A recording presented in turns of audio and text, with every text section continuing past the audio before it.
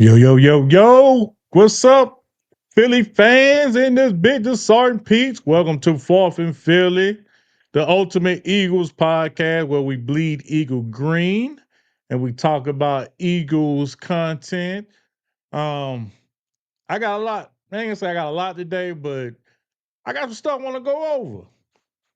Some stuff that's kind of irritating me. Um, it's probably irritating you too that the Eagles chose not to let Saquon go out and break the all-time rushing record in a single season. All he needed was 101 yards. And they pretty much said no.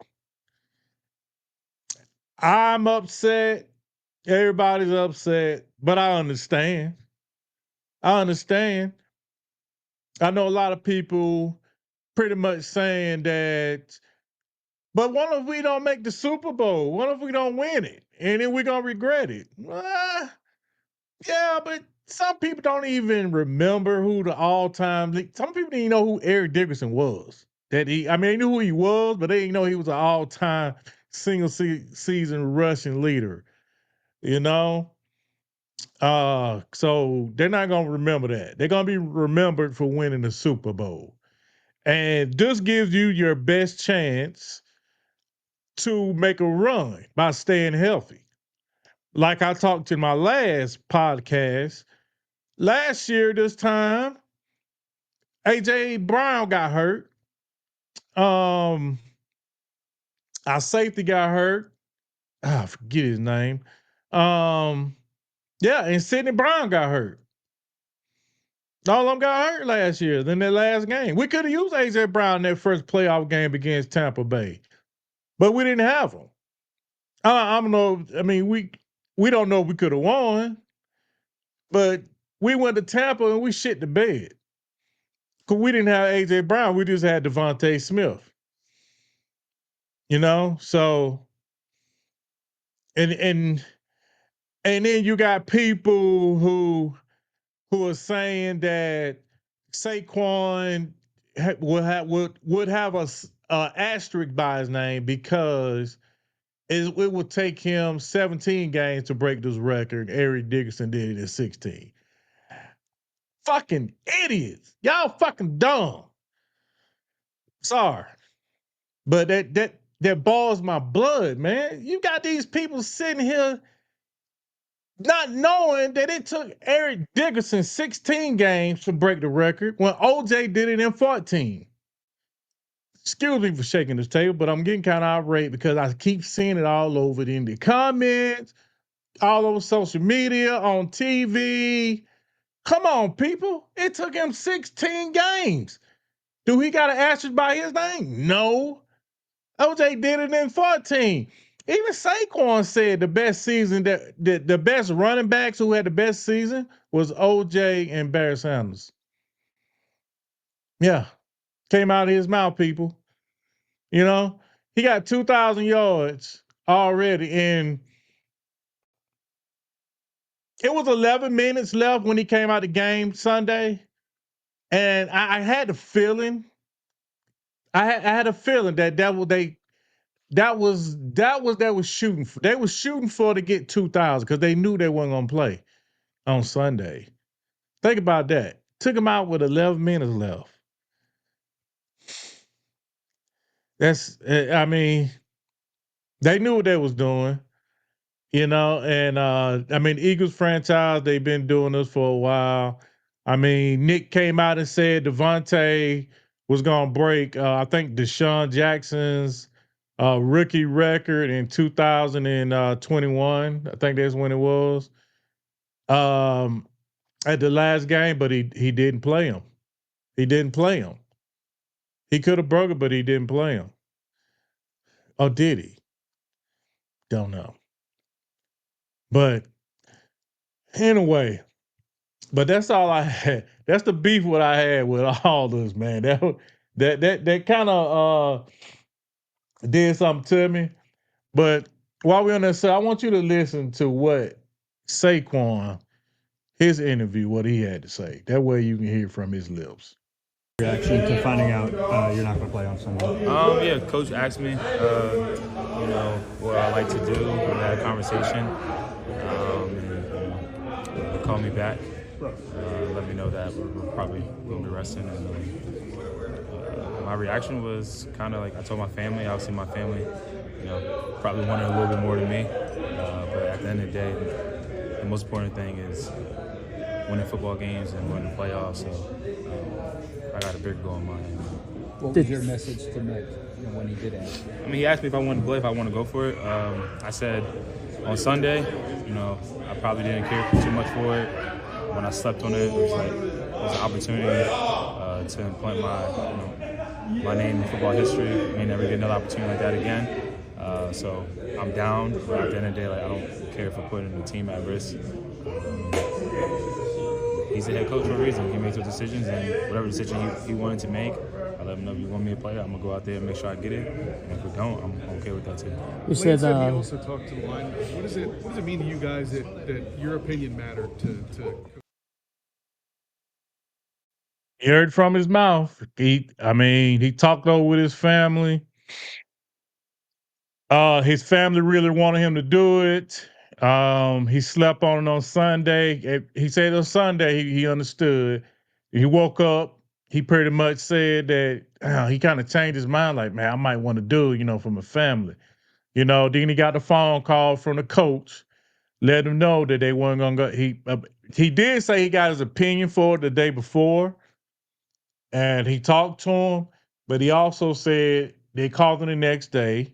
I think it was Wednesday morning, and he talked the whole team, but he talked to Saquon first, and he told Saquon, we're gonna go ahead and not play the starters, not go for the record, and he sounded disappointed when you first look at it, but then if you continue on the interview, he pretty much said he understood.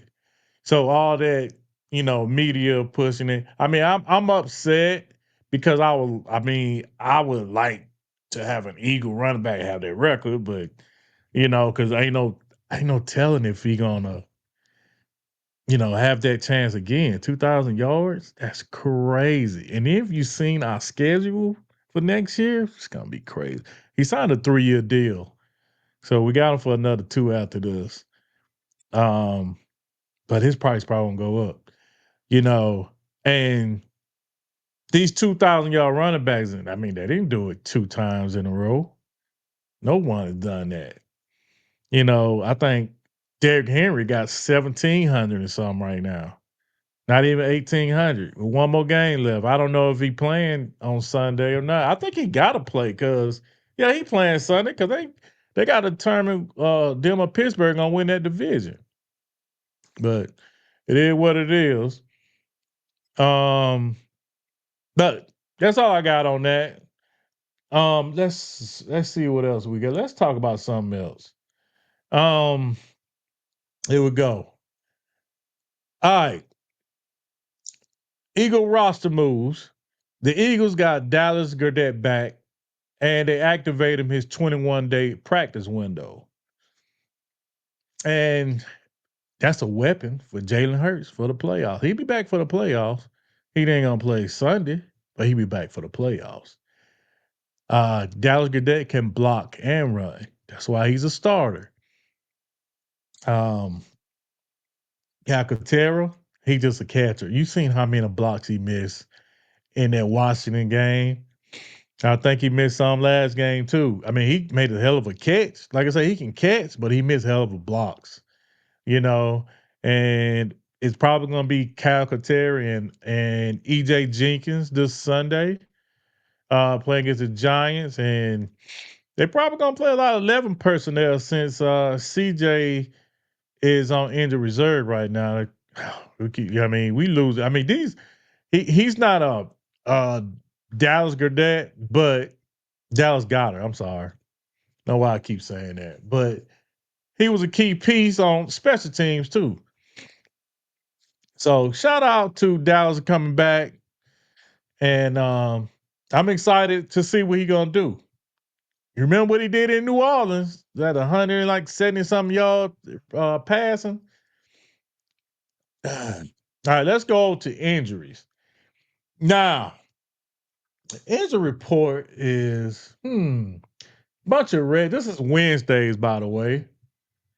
And Devontae Smith, his wrist. You see, I mean, I know you've seen it in the game when he came down his wrist. It was, hopefully that's not a problem. But luckily he can rest. That's a good thing. And if you look at the bottom and you see who I got marked up, Jalen Hurts still in the concussion protocol, is that a red flag? Oh no.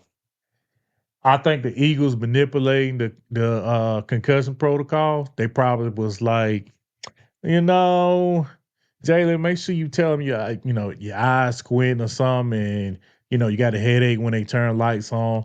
It's ways you can. What I read or when I heard also that you can, manipulate it. Stay in the protocol. You probably had to reset. I hope you ain't got to reset it because if he missed freaking uh, wild card weekend, then I got a problem. You know, um, because Green Bay gonna score some points.